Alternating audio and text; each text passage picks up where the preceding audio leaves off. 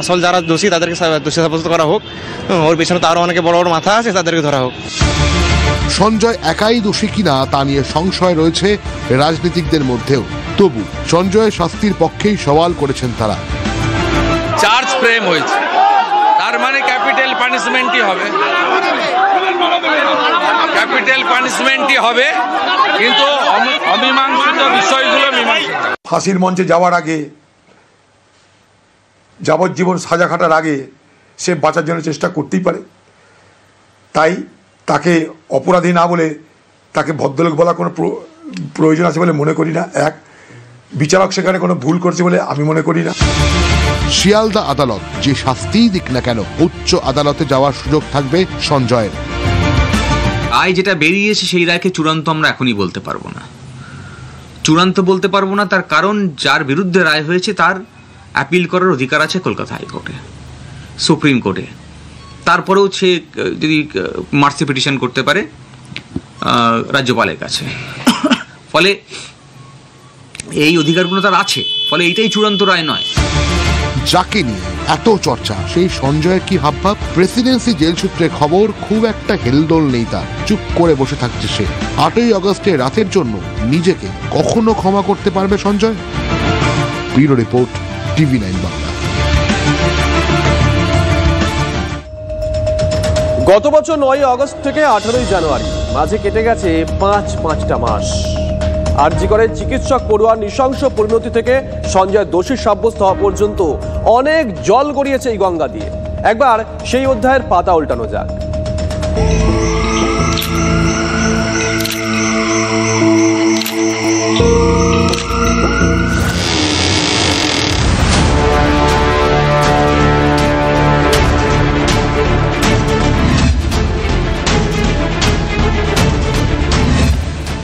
যেন বৃত্তপূরণ। তিলোত্তমা ধর্ষণ খুনের 162 দিনের মাথায় দোষী সাব্যস্ত হল সঞ্জয় রায়। জঘন্যতম যে অপরাধ গোটা দেশকে নাড়িয়ে দিয়েছিল, যে ঘটনার সুবিচারের দাবিতে মানুষ স্বতঃপ্রণোদিত হয়ে দলে দলে পথে নেমেছিলেন। একবার ফিরে দেখা যাক সেই আরজিকর কাণ্ড।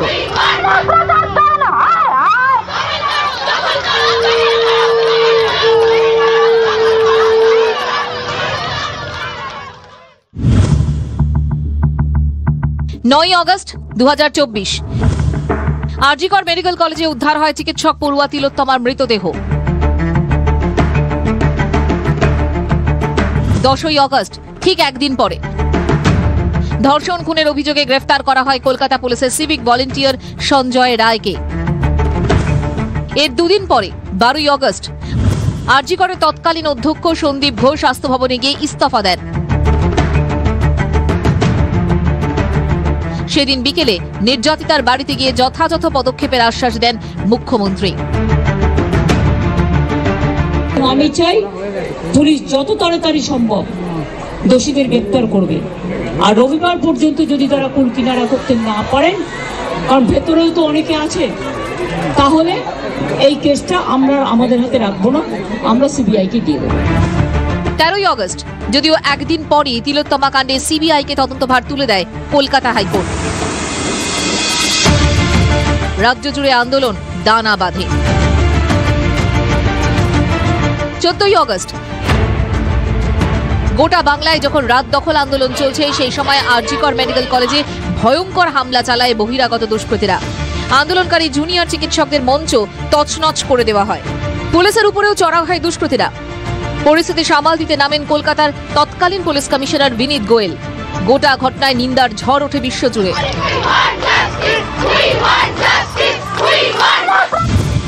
18ই আগস্ট স্বতঃপ্রণোদিত মামলা দায়ের হওয়ার প্রেক্ষিতে চিকিৎসকদের নিরাপত্তা নিয়ে উদ্বেগ প্রকাশ করে সুপ্রিম কোর্ট।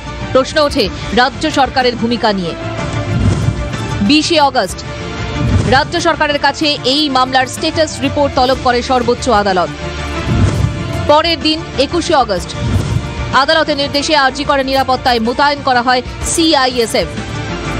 এরই মধ্যে টানা 2 সপ্তাহ জিজ্ঞাসাবাদের পর আরজিকর মেডিকেল কলেজে দুর্নীতির অভিযোগে 2রা সেপ্টেম্বর আরজিকরের প্রাক্তন অধ্যক্ষ সন্দীপ ঘোষকে গ্রেফতার করে সিবিআই। 3রা সেপ্টেম্বর ধর্ষণ খুনের মামলায় দ্রুত বিচারের লক্ষ্যে বিধানসভায় পাশ হয় রাজ্য সরকারের আনা অপরাজিতা বিল। ওই দিনই তৎকালীন সিপি বিনীত গোয়েলের ইস্তফার দাবিতে শিরদাঁড়া হাতে লালবাজার অভিযানে নামেন জুনিয়র চিকিৎসকেরা। বিনীত গোয়েলের সঙ্গে দেখা করে তার হাতে প্রতীকী শিরদাঁড়া তুলে দেয় আন্দোলনকারীদের প্রতিনিধি দল।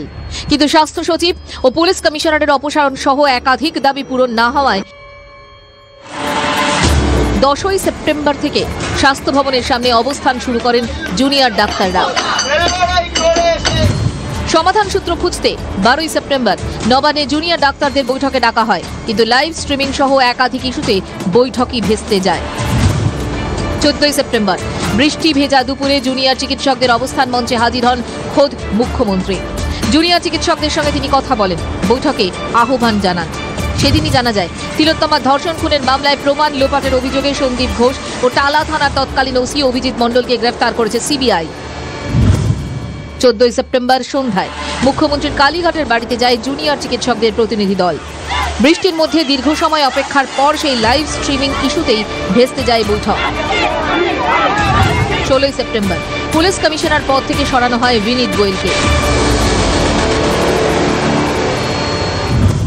20শে সেপ্টেম্বর স্বাস্থ্য ভবনের সামনে অবস্থান প্রত্যাহার করেন জুনিয়র চিকিৎসকেরা, কিন্তু জট তখনও কাটেনি।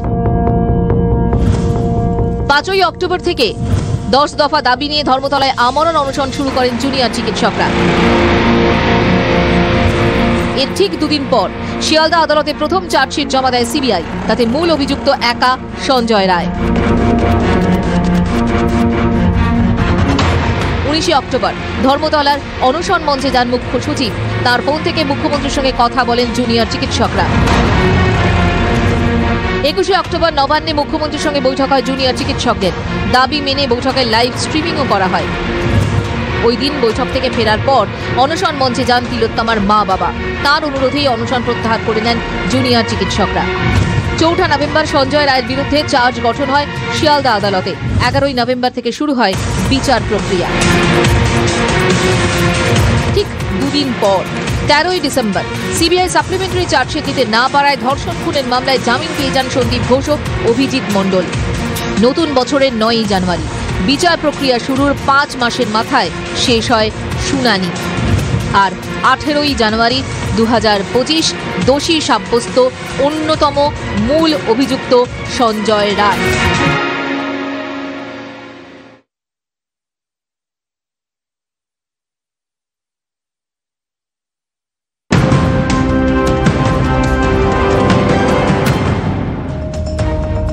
আমরা অবশ্যই এই খবরের দিকে দিনভর নজর রাখবো, তবে এই মুহূর্তে আরো একটা বড় খবরের দিকে নজর রাখতে হচ্ছে।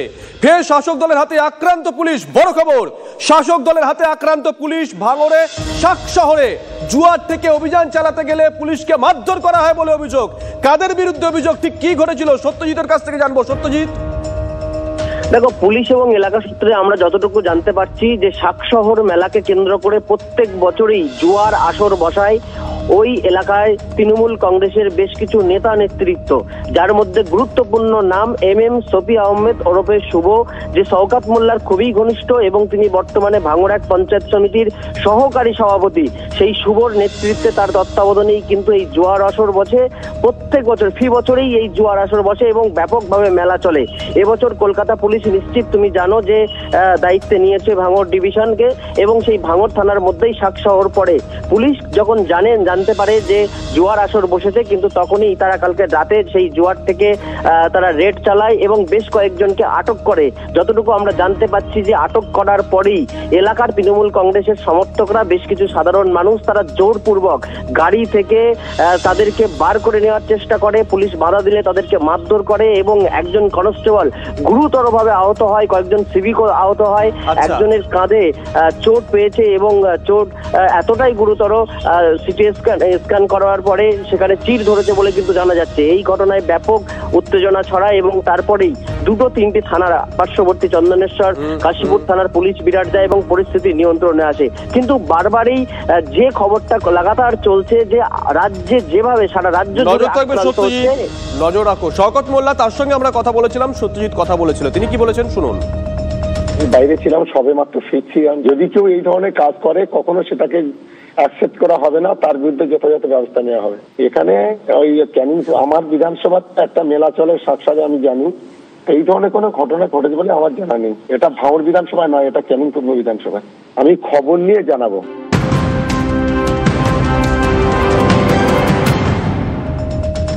এদিকে কুলতলিতে আক্রান্ত পুলিশ, আরো একটা বড় খবর। কুলতলিতে আক্রান্ত পুলিশ, জামতলা বাস স্ট্যান্ড এলাকায় পুলিশ কর্মীদের সঙ্গে বচসা মত্ত ব্যক্তিদের, কর্তব্যরত পুলিশ কর্মী ও সিভিক ভলান্টিয়ারদের ধাক্কা মারার অভিযোগ। ঠিক কি অভিযোগ, কাদের বিরুদ্ধে অভিযোগ?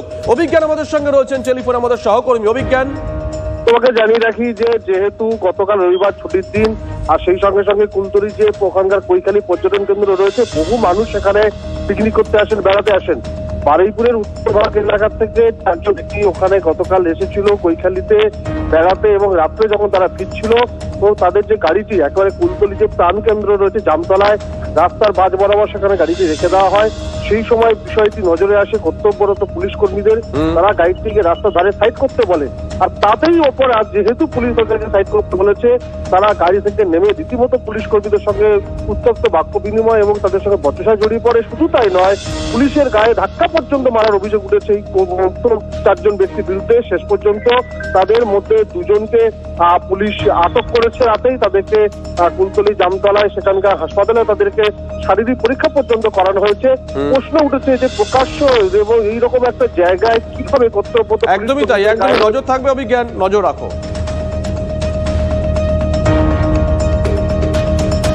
কুলতলিতে আক্রান্ত পুলিশ, বড় খবর। জামতলা বাস স্ট্যান্ড এলাকায় পুলিশ কর্মীদের সঙ্গে বচসা মত্ত ব্যক্তিদের, যে কথা বলছিল বিজ্ঞান, কর্তব্যরত পুলিশ কর্মী ও সিভিক ভলান্টিয়ারদের ধাক্কা মারার অভিযোগ। ঘটনায় আটক এখনো পর্যন্ত 2 জন। জানা গেছে গতকাল কৈখালীতে বেড়াতে গেছিলেন ওই 2 ব্যক্তি। বাড়ি ফেরার সময় নেশাগ্রস্ত অবস্থায় জামতলা বাস স্ট্যান্ডের রাস্তার মাঝখানে গাড়ি রাখেন। ডিউটিরত পুলিশ কর্মীরা গাড়ি সরাতে বললে প্রথমে বচসা, তারপর ধাক্কাধাক্কি দেয় বলে অভিযোগ।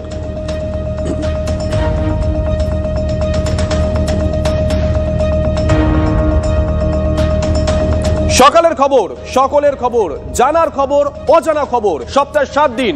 সকাল 9টায় দেখুন ফার্স্ট ব্রেক এট 9, সকাল 10টায় দমদার 10, সকাল 11টায় 11:11।